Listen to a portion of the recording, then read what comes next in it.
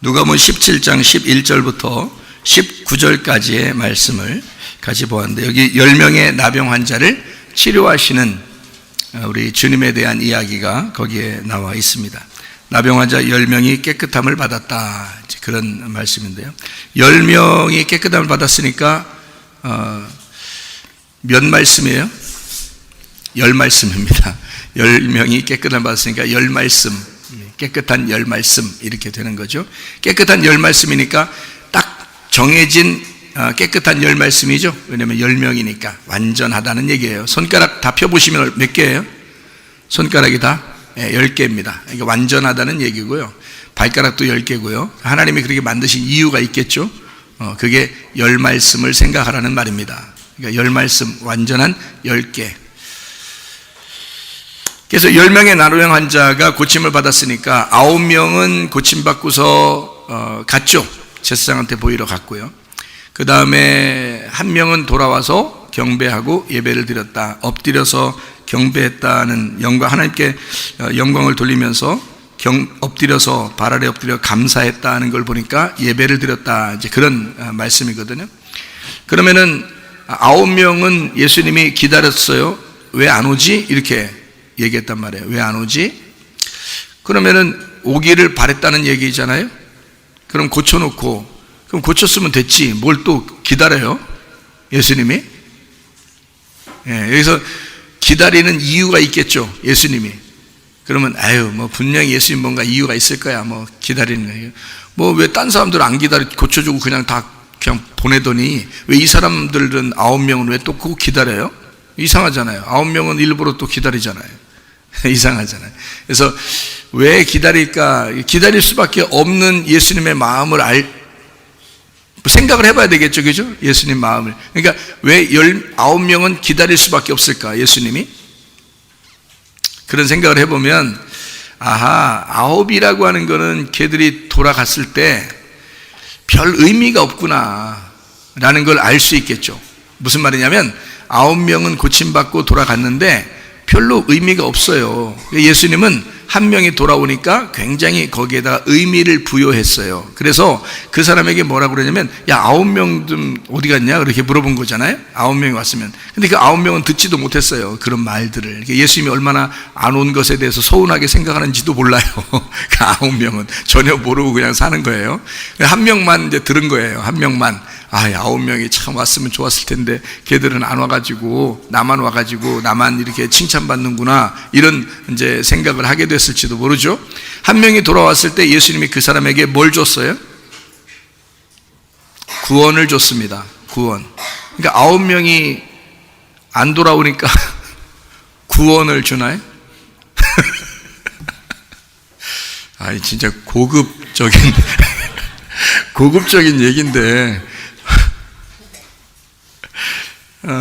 9명이 돌아오지 않으니까 이 1명에게 구원을 줌으로써 완전케 만들었다. 어때요? 자, 무슨 말일까요, 이게? 그러니까 9명도 이 1명도 다 몸은 어떻게 됐어요? 치료를 받았죠. 다 몸은 다 치료를 받았어요. 근데 9명은 안 돌아왔고 1명은 돌아와서 그 몸에 치료받은 것을 너무 하나님 앞에 감사를 했단 말이에요. 예수님에게 감사했어요. 그 예배 드린 거예요. 와서 예배를 드렸더니 예수님이, 야, 너 예배 드리는 걸 보니까 너는 참 싹수가 됐다. 응? 너에게 구원을 줘야 되겠다. 그러면 여러분, 우리는 이제 여러분이 다 싹수 있으면 좋겠는데, 여러분이 만약에 싹수 없는 사람이라면 어떡할까요? 그럼 싹수 있는 사람들만 구원 받겠네? 싹수 없는 사람은 구원 못 받겠네, 그럼 여러분도 와서는 정말 엎드려서 이렇게 싹수 있게 행동을 하면 예수님께서 구원해 주시겠죠? 네? 어때요? 왜 이렇게 해서 이 사람한테만 구원을 주시고, 너 착하니까 내가 구원 줄게, 너 와서 나한테 예배 드렸으니까 구원 줄게, 이런 얘기예요? 이상하죠, 그죠? 이 부분의 어떤 특이한 사건인데요. 마태, 마가, 누가, 요한에서 10명의 나병 환자가 고침받은 것은 여기밖에 안 나옵니다. 이 누가복음 17장에 나오는 것밖에 안 나와요. 그러니까 이거는 특이한 사건인데요. 10명의 나병 환자가 고침을 받고, 나병 환자는 어떻게 뭐를 상징한다 그랬어요? 성경에서 나병 환자 그러면 뭐를 말하는 거죠? 나병, 이게 죄인을 말하는 겁니다. 독특하게 죄인을 전형적으로 나타낼 때 나병이라고 그래요. 그러니까 나병은 속에서 3년, 겉으로 3년이라고 그랬죠. 그러니까 속에서 3년, 겉으로 3년이니까 벌써 겉으로 나병이 드러났다는 얘기는 이제 사람들에게 발각이 되고 그 다음에 죄가 발각돼서 쫓겨나게 되는 거거든요. 그러면 속에 벌써 몇 년이 있었다는 거야. 병이 3년 동안 이미 안에서 있었다는 얘기예요. 그러니까 속에 있는 죄와 겉에 있는 죄가 드러났다. 그러니까 속에 있는 죄는 안 보이는데 겉으로 죄가 드러남으로써 속에 죄가 있다는 사실을 알게 되었다는 얘기예요. 한마디로 말하면 죄의 열매가 죄의 나무에서 열렸다는 얘기입니다. 처음에 나무만 볼 때는 배나무인지 뭐 사과나무인지 뭔지 이렇게 멀리서 보면 잘 모르잖아요. 근데 거기에 뭐가 열리는 걸 보면 알아요. 사과가 열리는지 배가 열리는지를 보면 알아요. 그죠?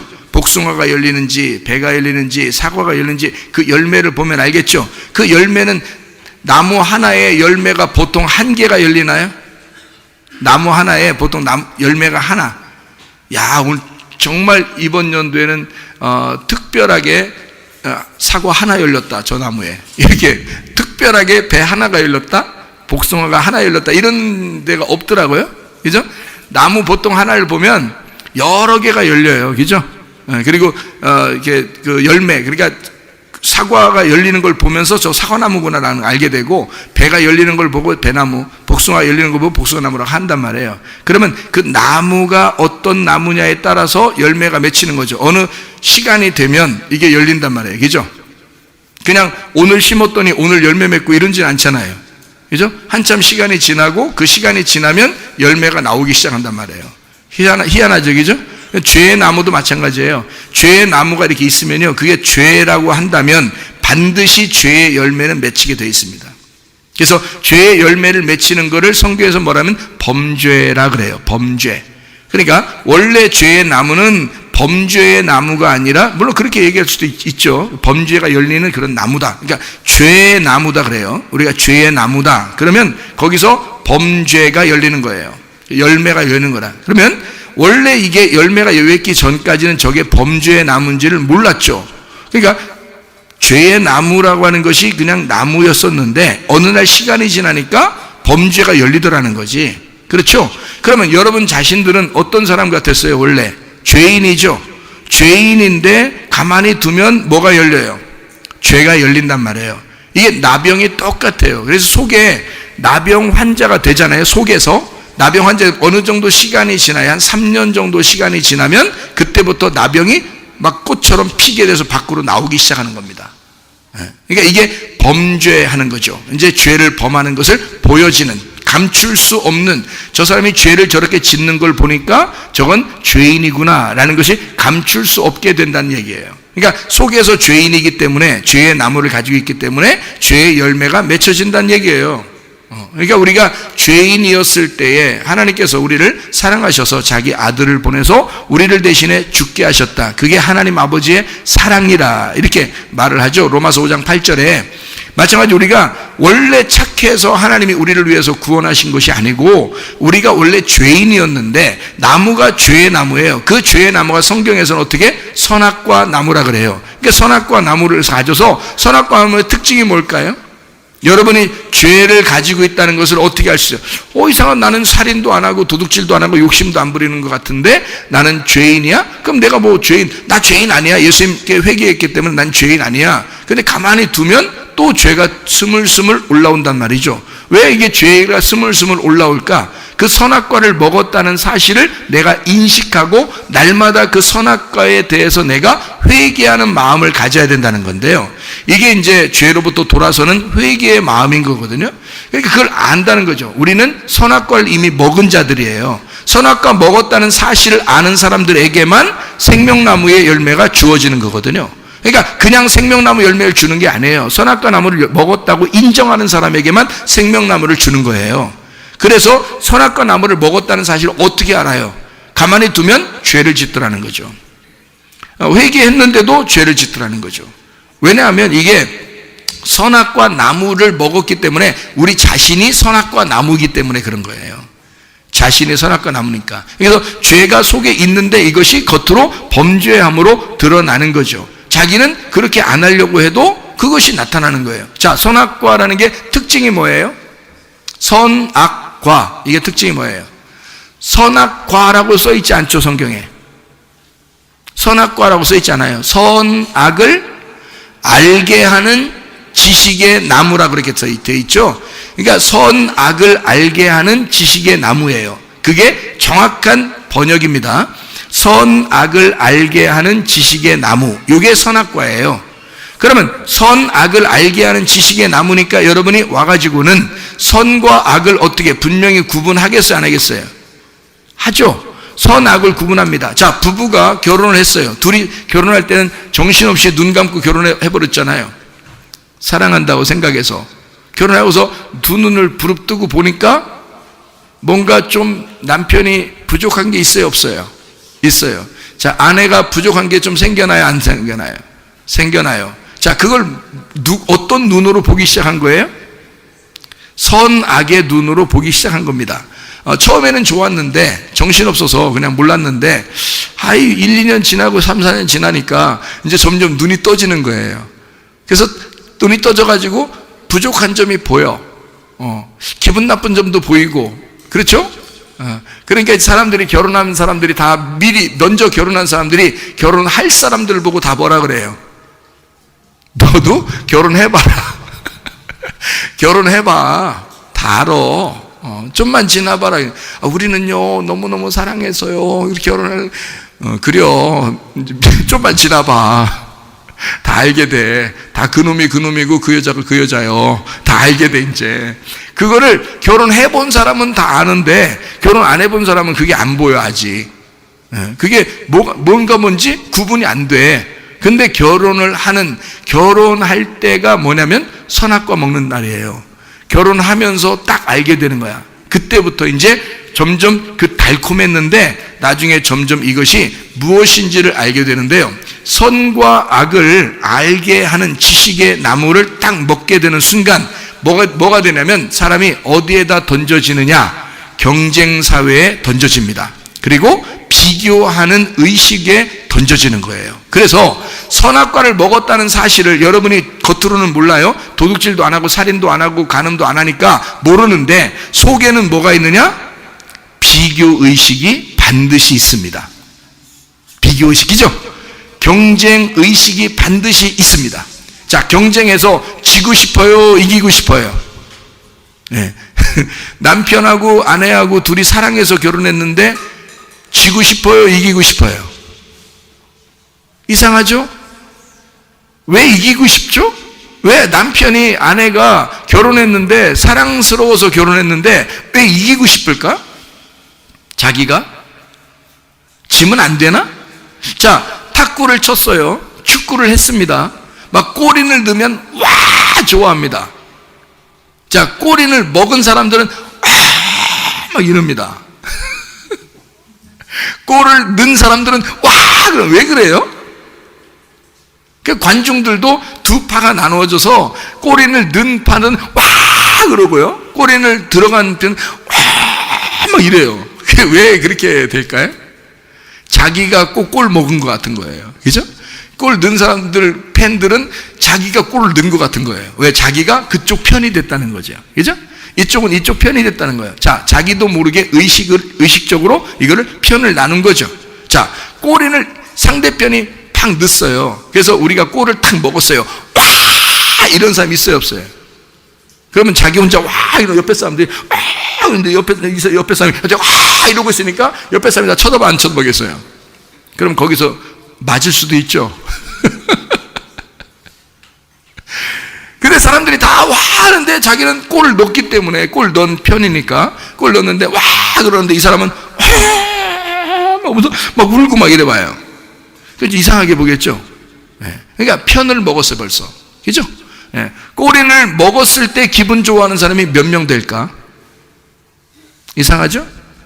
자, 탁구를 쳤어요. 자, 탁구를 칠 때 처음부터 나 져야지 이러면서 치는 사람이 몇 명 되겠어요? 얼마 안 되겠죠, 그죠? 예. 사람들은 다 어떤 의식을 가지고 있어요? 경쟁하는 의식을 가지고 있어요. 경쟁해서 지려고 하는 의식이 아니라 이기려고 하는 의식을 가진 거죠. 그런데 성경 말씀에는 우리 보고 뭐라고 가르치냐면 지는 게 이기는 거야, 이렇게 가르쳐요. 그래서 우리가 이 세상에 사는 거하고는 완전 반대죠. 하늘나라의 의식은 우리의 이 땅의 생각하고 완전히 반대라고 그랬죠. 그러니까 이 땅에서는 우리가 어떻게 이기는 것이 진짜 이기는 건데, 지는 게 하늘나라에서는 이기는 거래요. 그러니까 졌을 때 오히려 기뻐하라는 거죠. 그러면 승리했을 때는 오히려 좀 자중하고 슬퍼하라는 거죠. 그러나 하늘나라에서 볼 때는 이기는 게 지는 거라는 거예요. 졌을 때 막 기뻐하라는 거예요. 행복해하라는 거예요. 하늘나라의 의식은 완전히 땅의 의식과 반대니까요. 자, 하늘나라에는 그러니까 경쟁이라는 게 있을까 없을까?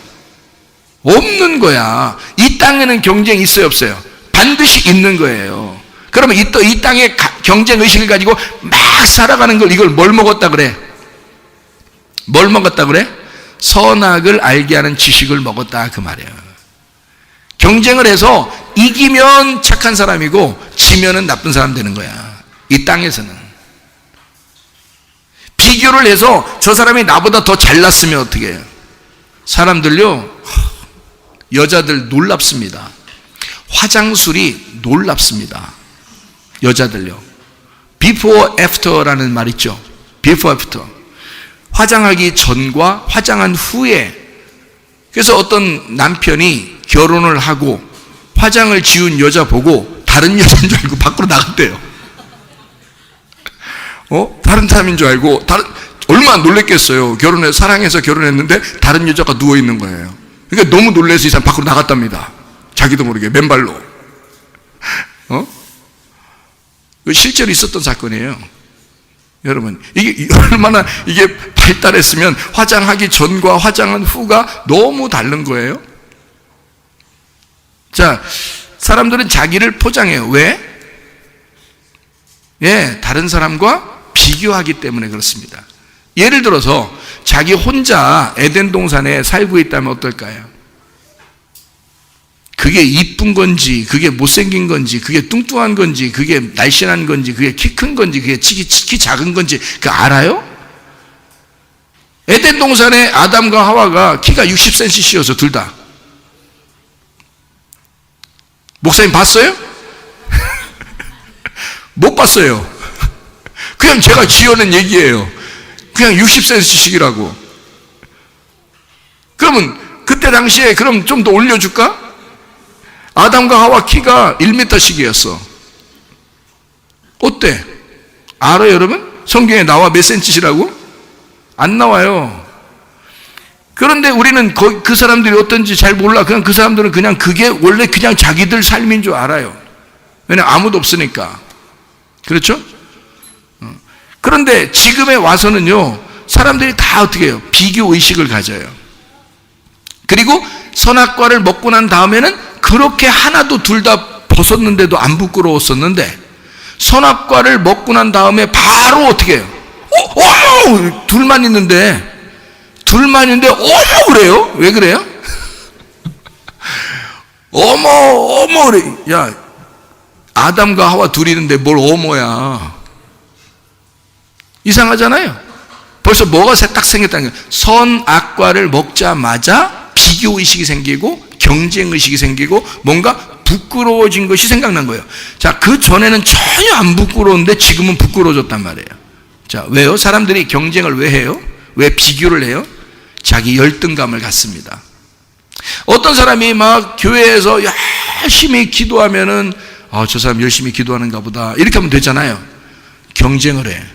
비교의식을 가져. 저 사람 열심히 기도하니까 하나님이 저 사람 더 사랑할 거야. 그럼 자기는 난 덜 사랑할 거야. 기도 안 하니까.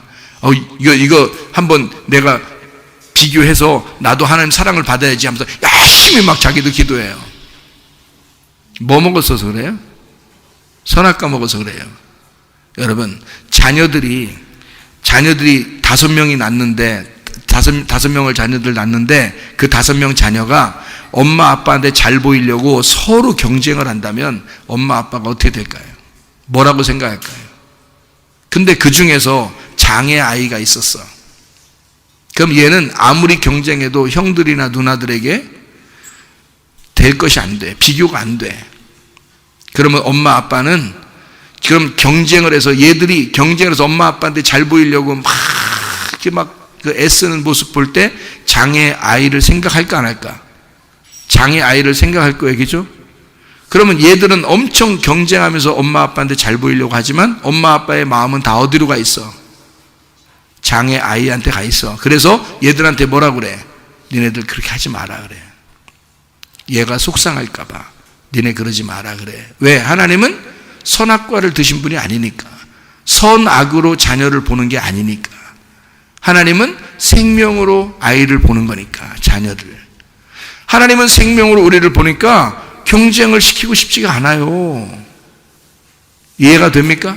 이 땅에서 여러분은 경쟁해서 자기 자녀가 성적이 좋으면 굉장한 줄 알고 성적이 좀 나쁘면 속상해하고 그런다고요. 자녀가 좀 더 잘생기면 좀 더 막 멋지게 생각되고요. 좀 자녀가 멋지지 못하면 다른 사람에게 비교해서 자기가 주눅이 들어요. 장애 아이를 가진 부모는 더 힘이 들어요.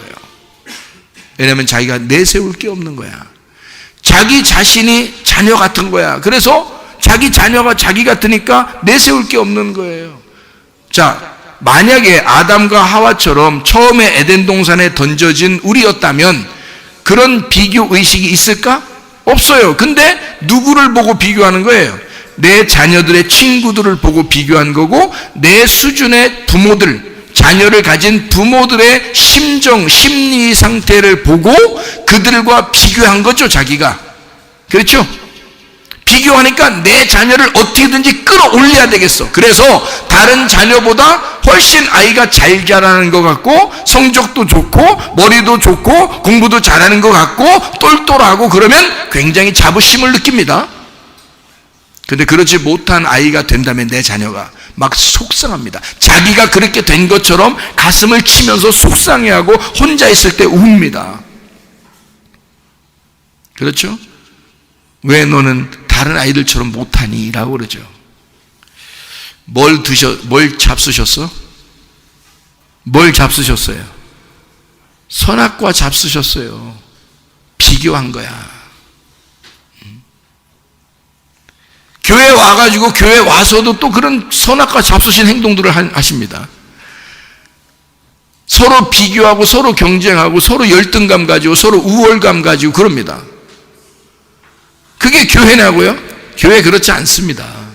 하나님이 그렇게 보겠어요? 우리를? 오히려 어려워하고 힘들어하고 낙담하고 좌절하고 병이 들고 문제가 있는 그런 사람들에게 하나님의 마음은 온통 그 마음이 거기에 가 있어요. 좀 잘하고 그런 사람은 조금 덜 관심 가져도 되니까. 하나님의 마음이 어디에 가장 깊숙하게 가 있을까? 그들 어려워하는 힘든 자들에게 하나님은 더 가까이 가 있다고요, 여러분. 근데 교회 와서 그 사람들을 보면서 막 무시하고 비교하고 경쟁하고 그러면 되겠습니까?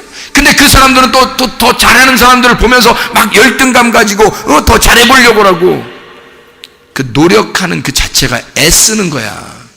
그럼 부모가 그렇게 애쓰는 만약에 형들이 막 잘하니까 막내 동생, 장애를 가진 막내 동생이 엄마 아빠한테 형들을 보니까 너무 잘하잖아요. 그러니까 자기도 뭔가 좀 해야 되겠어. 엄마 아빠가 좋아하는 것 같으니까. 그러니까 자기도 뭔가 해봐서 막 일어나지도 못하는 걸 막 일어나면서 어떻게든지 막 기어서 막 몸도 잘 안 움직이지는데 막 이렇게 막 움직이려고 잘해보려고 잘 보이려고 막 했단 말이에요. 엄마 아빠가 어떻게 생각하겠어요? 그 아들을 보면서 울죠. 웁니다. 괜찮아. 너는 가만히 있어도 내가 너를 관심 갖고, 너는 가만히 있어도 내가 널 사랑해. 이렇게 애쓰지 않아도 돼. 애쓰지 마. 나는 너를 그냥 사랑하고 싶어서 태어나게 했어. 지우지 않고 너를 사랑하고 싶어서. 그냥 네가 이렇게 아프다는 거 알고 내가 그냥 너 난 거야. 너는 내가 끝까지 사랑해 주려고. 여러분, 여러분과 제가 모두 다 장애인입니다. 하나님이 보실 때는 다 죄인이에요. 선악과를 먹어버린 다 죄인이라고요. 근데 그 죄인들이 서로 경쟁을 해. 서로 비교를 의식을 가져. 누구는 조금 더 잘한다고 막 우월감을 가져. 누구는 조금 더 못한다고 열등감을 가져. 하나님 아버지가 볼 때는 애쓴다. 너 너무 애쓰지 마. 나는 너를 그냥 사랑할 거야. 그냥 너를 사랑하고 싶어서 낳은 거야. 너 죄인이잖아. 너 장애를 가졌잖아. 너 애쓰지 마. 내가 다 도와주는 거, 내가 다 도와줘야 되는 거 나도 잘 알아. 내가 다 도와주려고 널 낳은 거야. 자, 하나님의 마음하고 얼마나 다르냔 말이에요. 사람들의 생각하고. 하나님은 생명으로 우리를 보는 거고요. 사람들은 하나님을 대할 때 선악으로 보는 거예요. 하나님, 내가 이렇게 하면 좋아할 것 같고 이렇게 안 하면 싫어할 것 같고 경쟁하는 겁니다. 저 사람은 하나님이 좋아할 것 같고 나는 싫어할 것 같고 열등감을 느낍니다. 저 사람과 나를 비교해 볼 때 난 아무것도 아닌 것 같고. 하나님이 그런 하나님이시겠냐고요. 왜 하나님을 그런 식으로 하나님을 전락시키냐고, 하나님을 왜 끌어내리냐고, 하나님을 왜, 하나님의 그 무한한 사랑의 마음을 왜 끌어내리냐고요. 여러분이 하나님 그런 하나님 아닌데, 하나님은 다 사랑하시는 하나님이에요. 그래서 죄 짓지 않았으면 좋겠다 그러고, 너희들 좀 내가 도와줄 테니까 너 죄 안 짓는 것도 네가 스스로는 못해.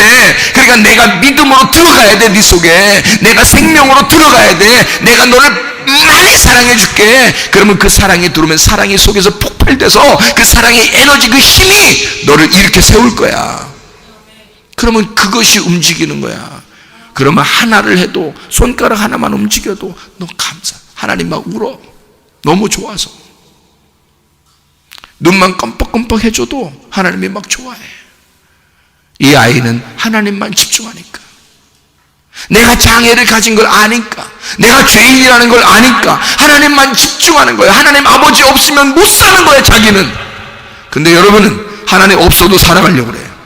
하나님 없이도 살아가는 장애를 안 가진 온전한 사람이라고 생각하는 거예요. 그건 이 땅의 얘기죠.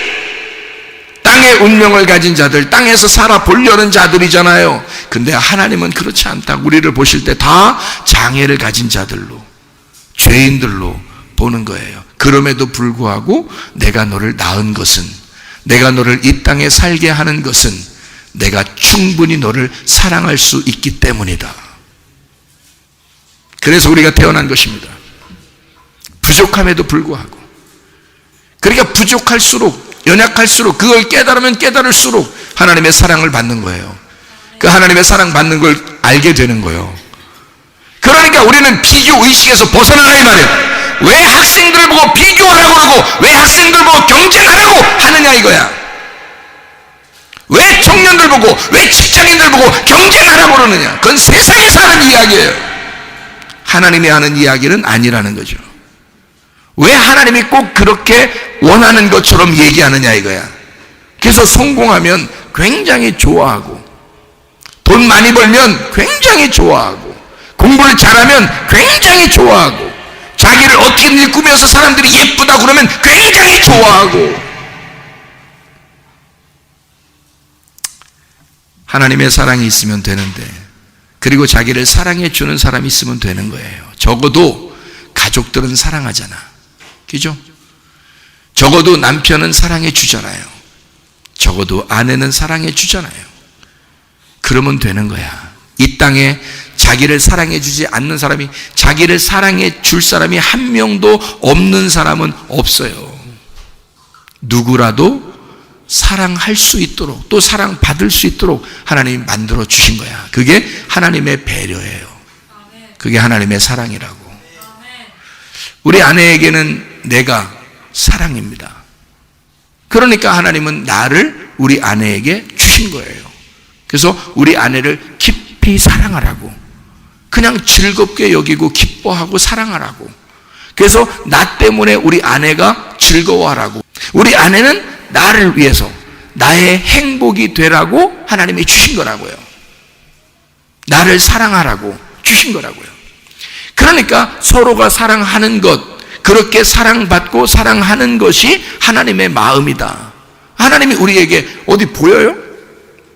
하나님이 보이지 않죠. 그러니까 어디 마음에 들어가서 우리에게 사랑하는 거예요? 부모님의 마음에 들어가서 자녀를 사랑하고 있는 거야. 남편의 마음에 들어가서 아내를 사랑하고 있는 거야. 아내의 마음에 들어가서 남편을 사랑하고 있는 거예요. 자녀의 마음에 들어가서 부모를 공경하게 하라는 거야. 하나님이 참 사랑스럽죠. 하나님 안 보여요. 하나님이 어디에 계시면 우리가 그분을 만나러 가야지. 근데 그렇지 않아. 어느 사람에게든지 다 들어가 있어서 우리가 태어나 이 땅에 던져지는 순간 하나님이 우리에게 들어와 계셔. 같이 있어요. 그 하나님이 뭐니까? 생명이니까. 하나님이 살아있는 생명이니까. 하나님만 생명이잖아요. 그러니까 하나님 없이는 우리 인간은 생명이 없는 거예요. 그렇잖아요? 생명을 호흡해서 주신 분이 하나님이시잖아요. 흙덩어리가 뭔 생명이 있어요? 흙덩어리를 아무리 주물딱주물해서 사람처럼 아무리 예쁘게 만들어놨어도 그 속에 하나님의 생명이 들어가지 않으면 이건 흙덩어리에 불과하다고. 그렇죠? 그런데 그 속에 생명이 들어갔잖아. 그러면 여러분이 뭐 생명 빠지면 여러분 뭐 대단한 것 같아요? 여러분에게 생명이 빠져나가면 여러분 아무것도 아니야. 그래서 여러분에게 아무것도 아닌 나에게 생명이 들어온 거예요. 생명이 들어와서 내가 살아있는 동안 그 생명은 떠나지 않고 계속 살아있다면 같이 있단 말이에요. 그 생명이 나보고 뭐라고, 우리 보고 뭐라고 그래? 상대방을 사랑하라고 그래. 그 생명은 사랑의 힘을 가지고 있으니까. 생명이라는 하나님은 사랑의 힘을 가지고 있으니까 나보고 생명이 들어와서 사랑의 힘을 발휘하라는 거지. 이해가 돼요? 그래서 아내를 사랑할 수밖에 없는 거고, 아내는 남편을 사랑할 수밖에 없는 거고, 자녀는 부모를 공경할 수밖에 없는 거고, 부모는 자녀를 사랑할 수밖에 없도록 만들어놨다는 말입니다. 그게 사랑이에요. 그런 하나님의 사랑, 완전한 사랑, 그게 영혼 구원이에요. 영혼을 치료하는 거. 몸만 치료하는 게 아니고 영혼을 치료하는 거란 말이에요.